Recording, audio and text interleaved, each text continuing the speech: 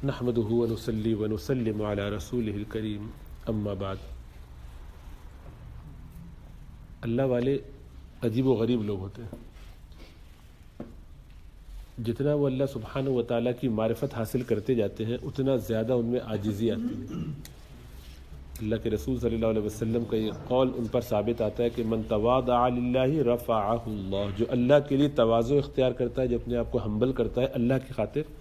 اللہ اس کو اٹھاتے ہیں۔ وہ اپنے آپ کو حقیر کمزور سمجھتے ہیں۔ یہ عاجزی بہت بڑی چیز ہے۔ شیطان کو جس چیز نے تباہ کیا وہ اس کی بڑائی، تکبر، کبر، نخوت، غرور، اپنے آپ کو کچھ سمجھنا، عجب، اور آدم علیہ السلام کو جس چیز نے اٹھایا وہ ان کی عاجزی۔ آگ کی سرشت میں یہ ہے کہ وہ اوپر کی طرف جاتی ہے، اور مٹی کی فطرت میں یہ ہے کہ وہ نیچے کی طرف جاتی ہے۔ آدم کو اللہ سبحانہ و تعالیٰ نے مٹی سے بنایا، ہم اولاد آدم ہیں۔ ہماری اوقات، ہماری حیثیت خمیر میں تو ہے ہی، ہم پیدا کیسے ہوئے وہ بھی ہم جانتے ہیں۔ اللہ فرماتے ہیں کہ انسان دیکھتا نہیں کہ کس طرح اس کو پیدا کیا ہے، کیا اس کی حیثیت ہے، کیا اس کی اوقات ہے، پھر وہ کس چیز پہ اکڑتا ہے۔ عاجزی کے بغیر انسان نہیں۔ جس شخص میں یہ خیال ہو کہ وہ کچھ ہے، وہ کچھ نہیں ہے، وہ تباہ و برباد ہے۔ یہ بڑا مشکل ہوتا ہے کہ آدمی جب کچھ دینی کام کرنے لگے، سنتوں پر عمل اس کا کچھ نہ کچھ شروع ہو جائے، کچھ اس کو نظر آئے کہ زندگی میں خیر و برکت ہو رہی ہے، اور پھر اس کو یہ خیال بھی ہو کہ میں کچھ نہیں ہوں۔ آس پاس لوگوں کو دیکھتا ہے کہ کوئی عبادت میں کمزور ہے، کسی کو دیکھتا ہے اس کے معاملات خراب ہیں، کسی کو دیکھتا ہے اس کی وضاقتہ ٹھیک نہیں ہے، کسی کو دیکھتا ہے وہ صاف صاف سامنے کبیرہ گناہ میں پڑا ہوا ہے۔ آپ کی آنکھوں کے سامنے کوئی آدمی شراب پی رہا ہو، کوئی آپ کے سامنے بدکاری میں لگا ہوا ہو، کوئی بے پردگی کا معاملہ، لباس درست نہیں، نمازیں آپ کے سامنے کوئی اگر مسلمان ہے تو چھوڑ رہا ہو، غیر مسلم ہو تو کسی اور گناہ میں نظر آتا ہو، تو پھر یہ خیال ہو کہ میں حقیر ہوں، کمزور ہوں، یہ مجھ سے بھی بہتر ہوگا، ہو سکتا ہے اللہ ہی جانتے ہیں۔ اگر تو ایمان نہیں ہے تو میرا ایمان ہے تو اس لیے بہتر ہوں، لیکن اس کے علاوہ تو یہ مجھ سے بہتر ہے، یہ کیسے خیال آ جائے؟ بڑا مشکل کام ہے ایسا احساس آنا۔ تو بہت فطری بات ہے کہ کبھی نہ کبھی اپنے بارے میں کچھ نہ کچھ، اسی لیے ہماری جو آپس کی لڑائی جھگڑے بھی ہوتے ہیں، بحث مباحثے بھی ہوتے ہیں، شور شرابہ جو کرتے ہیں آپس میں ایک دوسرے سے، دوست بھی کر لیتے ہیں، دشمن بھی کرتے ہیں، کبھی پڑوسی سے، کبھی کولیگ سے، کبھی رشتہ داروں سے، بیوی سے بہت ہوتا ہے صبح شام معاملہ، تو وہ وجہ اس کی یہی ہوتی ہے کہ ہم اپنے آپ کو کچھ سمجھ رہے ہوتے ہیں، وہ اپنے آپ کو کچھ سمجھ رہی ہوتی، وہ نچلی نہیں بیٹھتی، ہم بھی اٹکے نہیں دیتے اپنی جگہ سے، ہمارا بھی خیال یہ ہوتا ہے کہ ہم کچھ ہیں۔ تو جب تک یہ مزاج درست نہیں ہو کام ٹھیک نہیں ہو سکتا، کیونکہ اللہ سبحانہ و تعالیٰ نے یہ کبر کو، تکبر کو، بڑائی کو یہ اپنا نام قرار دیا۔ یہ اللہ المتکبر، صرف اللہ اس قابل ہے، اس لائق ہے، اس کا استحقاق رکھتے ہیں، اس کے مستحق ہیں کہ وہ اپنے آپ کو متکبر کہیں، وہ اپنے آپ کو بڑا سمجھتے ہیں، بڑے ہیں، بڑے بنائے، انہی کو بڑا بنایا جا سکتا ہے، ان کے علاوہ کوئی بڑا نہیں۔ اللہ کی مخلوق اللہ کے سامنے کیا حیثیت رکھتی ہے؟ تو ہر انسان کو اپنے آپ کو حقیر سمجھنا چاہیے، دوسرے کو بڑا سمجھنا چاہیے، خاص طور سے اگر وہ مسلمان ہو۔ اب جب ایک آدمی زندگی بھر دین کا کام کرتے کرتے کرتے عمر کے ایک ایسے حصے میں پہنچ جائے کہ بہت سینئر ہو جائے، اس کے طلباء، اس کے آس پاس علماء ہو، تو اس کے لیے عاجزی اختیار کرنا بڑا مشکل کام ہے۔ اس لیے سب سے آخر میں یہی چیز جاتی ہے دل سے، کیونکہ ہر روز وہ کچھ نہ کچھ نیکی کا کام کر رہا ہوتا ہے، اور اس سے نظر آتا ہے، معاشرے کے اندر لوگ دیکھتے ہیں، تو اس کو واہ واہ بھی بہت لوگ کرتے ہیں، آ کے بتاتے ہیں بہت فائدہ ہوا آپ کی تقریر سے، اس دن کی آپ کی بات سے بڑی زندگی میں تبدیلی آ رہی ہے، بہت فائدہ ہو رہا ہے، گھر میں بھی فائدہ ہو رہا ہے، تو وہ آدمی اپنے آپ کو بڑا نہیں سمجھے گا تو اور کیا ہوگا۔ لیکن جتنی زیادہ ترقی ہوتی جائے اتنا زیادہ جھکاؤ آنا لازم ہے، اگر وہ صحیح معنوں میں اللہ والا ہے۔ اسی لیے اللہ والوں کا کام بنا رہتا ہے کہ وہ جھکتے چلے جاتے ہیں، جتنا ان کو اٹھاؤ اتنا زیادہ، اسی لیے ان کا نفع بھی زیادہ ہوتا ہے۔ جو عالی ظرف ہوتے ہیں ہمیشہ جھک کے رہتے ہیں، جن کا پیمانہ، جن کا برتن بھرا ہوا ہوتا ہے، جن کے پاس بہت مال ہوتا ہے دینے کے لیے، ان کو اس کا احساس نہیں ہوتا ان کے پاس کچھ ہے، لیکن وہ بالکل جھکے رہتے ہیں، وہ ہوتے اونچے ہیں، ظرف ویسے برتن کو کہتے ہیں. عالی ذر جو بہت بلند حوصلہ رکھتا ہے، صبح اپنے اندر رکھنے کے لیے بہت کچھ ہو، بڑا جذبہ رکھتا ہے، بڑا دل گردہ ہے اس کا، تو ایسا شخص ہمیشہ جھکا رہتا ہے. جو عالی ظرف ہوتے ہیں ہمیشہ جھک کے رہتے ہیں. سراہی سر نگوں ہو کر بھرا کرتی ہے پیمانہ. وہ سراہی اس کو اگر جھکائے نہیں اور وہ جھکے نہیں، نیچے ہونے پہ تیار نہ ہو، تو وہ کسی کو نفع نہیں پہنچا سکتی. ہماری ذات سے نفع پہنچتا ہی اس وقت ہے کہ جب ہم اخلاص کے ساتھ علم سیکھیں، تقوی اختیار کریں اور کام میں لگ جائیں. پھر آپ کو کچھ کرنے کی ضرورت نہیں، وہ خود بخود اس کی برکتیں نظر آئیں گی. جب اپنی شان بنانے کی کوشش کرتے رہے، اپنے آپ کو کچھ بنانے کی، اپنا کوئی مقام لوگوں کے سامنے، ذرا اتنا عرصہ ہو گیا سمجھ ہی نہیں رہا، خاندان والے میری عزت نہیں کرتے، تو وہاں بیٹھنا چاہیے، وہاں اٹھنا چاہیے جہاں عزت ہوتی ہے، وہاں زیادہ دل لگتا ہے. اس لیے کہ وہاں واہ واہ ہوتی ہے، وہاں لوگ خوب تعریفیں کرتے ہیں. کیا حاصل ہے اس سے؟ تو اللہ والوں کا مقام عجیب و غریب ہے. حضرت مولانا ابو الحسن علی ندوی رحمۃ اللہ علیہ کا تذکرہ بارہا کیا ہے، میرے محبوب علماء میں سے ہیں. آئیڈیل اگر کہا جائے کہ آپ پچھلی صدی کے 3 بڑے علماء جن سے سب سے زیادہ محبت ہے، تعلق ہے زیادہ، تو میں شریف علی تھانوی صاحب رحمۃ اللہ علیہ، مولانا زکریا رحمۃ اللہ علیہ اور مولانا علی میاں ندوی رحمۃ اللہ علیہ. یعنی 3 مشکل ہے کام کرنا، لیکن میرے لیے یہ 3 ایک رول ماڈل کی طرح ہے. اور بھی سینکڑوں ہیں، لیکن جتنے بھی لوگ اس وقت دنیا میں پائے جاتے ہیں جن کو آخرت کی فکر ہے، جو کچھ سیکھنا چاہتے ہیں، وہ انہی سے سب کچھ لیتے ہیں زیادہ تر. اور علی میاں ندوی رحمۃ اللہ علیہ تو ایسی مقبول شخصیت ہے، اللہ ان کی قبر کو نور سے بھرے، کہ پوری عرب اور عجم سب میں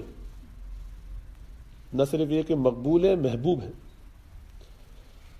بہت پسند کیے جاتے ہیں. ان کا ایک واقعہ ہے بڑا عجیب و غریب، یعنی اس تواضع سے متعلق. آج صبح بھی اس کا تذکرہ ہوا. تو ان کی مجلس میں ہوتا یہ تھا کہ کبھی کوئی جیسے بزرگوں کے پاس، بڑوں کے پاس کوئی لے آتا ہے چھوٹے بچے کو، تو وہ چاہتے ہیں کہ چھوٹے بچے کے سر پہ ہاتھ پھیر دیا جائے. تو کوئی بچہ اپنا لے آئے تو وہ عموماً ہاتھ نہیں پھیرتے تھے، یعنی کوشش ان کی ہوتی تھی، کہتے کہ حضرت برکت کے لیے ہاتھ پھیر دیے. تو ان کا یہ ہوتا تھا کہ گناہ گار آدمی ہو، کیا برکت ہماری کیا. تو وہ عاجزی میں پسند نہیں فرماتے تھے ایسا کرنا.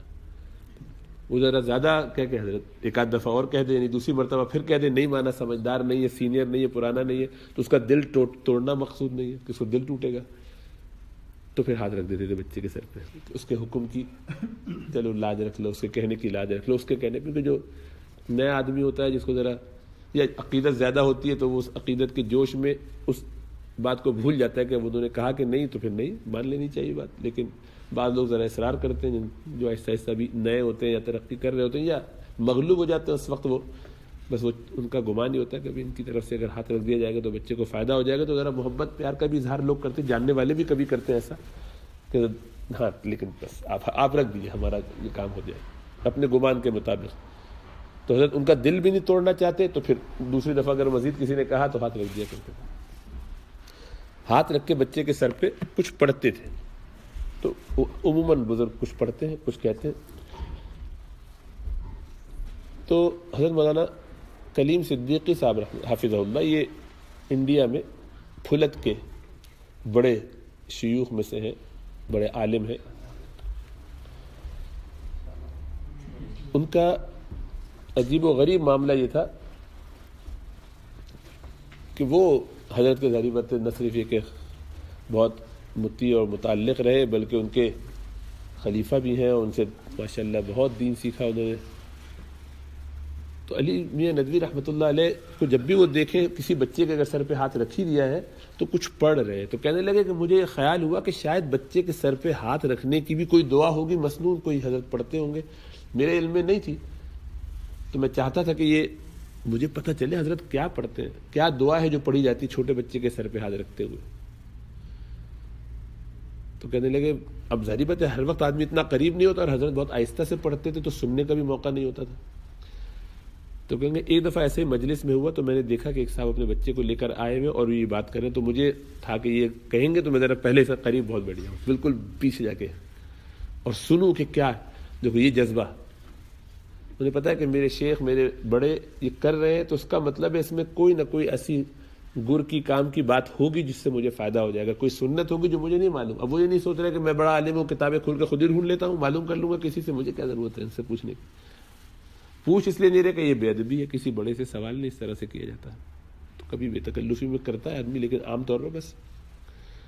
ساتھ رہ کے سیکھتا ہے، خود بخود ان چیزوں کو پک کرتا ہے، تو اس کے لیے بہانے ڈھونڈتا ہے، اللہ راستے نکال دیتے ہیں۔ ان کے دل میں یہ خیال ہے کہ میں اگر بہت قریب بیٹھ جاؤں گا حضرت کے بالکل پیچھے، تو آگے ہو کے کام سن لوں گا کہ کیا فرما رہے ہیں۔ طلب یہ تھی کہ کوئی دعا ہوگی، کوئی مسنون دعا ہوگی، سن لوں گا، سیکھ لوں گا تو فائدہ ہوگا، میں بھی ایسا کروں گا۔ تو حضرت نے اس بچے کے سر پہ ہاتھ رکھا اور کچھ پڑھا، تو کہیں گے میں بالکل قریب تھا تو میں نے سنا، تو کہیں گے میری حیرت کی انتہا نہ رہی۔ حضرت یہ فرما رہے تھے کہ اے اللہ سبحانہ و تعالیٰ، میں اتنا گناہ گار ہوں، یہ میرے بارے میں یہ گمان رکھتا ہے کہ کوئی برکت ہوگی، مجھے کیا برکت، بس میں اس بچے کی برکت سے یہ امید کر رہا ہوں اور آپ سے دعا کرتا ہوں کہ میرے اس ہاتھ کو جہنم کی آگ میں مت ڈالیے گا، یعنی مجھ پر سے جہنم کی آگ اس کی برکت سے بٹا دیجیے، کہ بچے کی برکت سے میرے ہاتھوں میں قیامت کے دن آگ نہ لگے۔ میں یہ اپنا ہاتھ اس کے سر پہ اس لیے رکھ رہا ہوں کہ اس کی برکت مجھے مل جائے، اس بچے کی جو معصوم ہے، اور اس کا باپ مجھ سے اچھا گمان رکھتا ہے، لیکن میں کتنا گندا ہوں میں جانتا ہوں، آپ اپنا فضل فرما کے اس بچے کی برکت سے مجھ پر سے یہ عذاب ٹال دیجیے، مجھے ایسی کوئی رسوائی پریشانی نہ ہو، میرا ہاتھ نہ قیامت میں جلا جائے۔ اور ظاہر بات ہے جس کے ہاتھ کو اللہ بچا لیں گے تو اللہ کی ذات سے امید ہے کہ پورا جسم بچ جائے گا۔ اور اس میں ضمناً ایک خیال ہو سکتا ہے حضرت کے دل میں بھی یہ بات ہو، اس کے ہاتھ ٹوٹ جائے، تبت یدا ابی لہب وتب، میں ہاتھ ٹوٹنے مطلب ہے کہ وہ بن جائے تباہی، یہ ایک کنایا بھی ہے، کسی کے ہاتھ ٹوٹ جائے، ضائع ہو جائے، تبت یدا ابی لہب وتب، اس کے دونوں ہاتھ ٹوٹ جائے، مراد ہے کہ وہ تباہ و برباد ہو جائے۔ تو ہاتھ اللہ بچا لیں گے جہنم سے، تو امید ہے کہ پورا جسم بچا لیں گے، تباہی سے بچا لیں گے۔ تو ایک شخص جس کو لوگ اتنا بڑا سمجھ رہے ہیں، وہ اپنے آپ کو کیسا سمجھ رہا ہے؟ اصل تو یہ ہے، یہ کہنا کہ میں بہت عاجز ہوں، یہ بڑا کامن ہے، ہم سب کہتے ہیں، آپ سے بھی سوال ہو، مجھ سے بھی سوال ہو، تو ہم کہیں گے ہاں میں اپنے آپ کو کچھ نہیں سمجھتا، بڑا حقیر فقیر آدمی ہوں، ہم سب ایسے ہی سمجھتے ہیں، ایسے ہی کہتے ایسے ہی ہیں۔ لیکن بڑا اپنے آپ کو چھوٹا کہنا یہ امپورٹنٹ نہیں ہے، کہنے سے کیا ہوتا ہے، اپنے آپ کو چھوٹا سمجھنا اصل ہے، کہ آدمی اپنے آپ کو حقیر سمجھے، وہ واقعتاً یہ یقین رکھتا ہو کہ وہ ہلکا ہے، وہ اپنے آپ کو بڑا نہ سمجھتا ہو، سمجھتا اپنے آپ کو بہت بڑا ہے، لوگوں کے سامنے کہتا ہے اپنے آپ کو احقر، میں سب سے حقیر ہوں، میں سب سے کمزور ہوں، میں سب سے برا ہوں، تو اس سے کوئی فرق نہیں پڑتا، میں گناہ گار ہوں، یہ کہنے سے کیا ہوتا ہے، فقیر ہوں، پر از تقصیر ہوں، ان سب باتوں سے کہنے سے کچھ نہیں ہوتا۔ یہ تو ایسا سمجھے اپنے آپ کو، لوگ بڑا کہیں وہ پھر بھی اپنے آپ کو حقیر سمجھے، لوگ کچھ بھی کہتے رہے اس کو لگے کہ وہ کچھ نہیں ہے، اس نے کچھ نہیں کیا، لوگ کہیں کہ ماشاءاللہ آپ نے بڑا کارنامہ، اس کو لگے کہ میں کسی قابل نہیں ہوں۔ تو اللہ نے فضل فرمایا ہے کہ اس مزاج کے ساتھ جینے کی کوشش کرنی چاہیے، اپنے اندر عاجزی اور تواضع رہے، کسی کام میں اپنا خیال، اپنی رائے، اپنی بات کوئی اتنی اہمیت بھی نہ ہو کہ میں نے کہا تھا ایسے کر لیا ہوتا تو آج ٹھیک ہوتا، نہیں مانی ہماری بات، اب دیکھو پتہ چلا، میں نے کہا تھا اس طرح، میں نے پہلے کہا تھا ویسا کیا تو کتنا فائدہ ہوا، دیکھو سمجھ ہی نہیں رہے لوگ، کیا کیا جائے، اپنا ہی نقصان کریں، بھاڑے میں جائیں، یہ سب دھوکہ ہے، نفس پرستی، شیطان ہمیں اس طرح سے گھیر کے رکھا ہوا ہے کہ ہم بس کسی طرح ختم ہو جائیں، بچ نہ سکیں، تو اس کے چکر میں نہیں آنا، اس کے چکروں کو سمجھو، شیطان کی چالوں کو سمجھو، ورنہ ہم بہت نقصان اٹھائیں گے۔ اللہ ہم سب پر کرم اور فضل فرمائے۔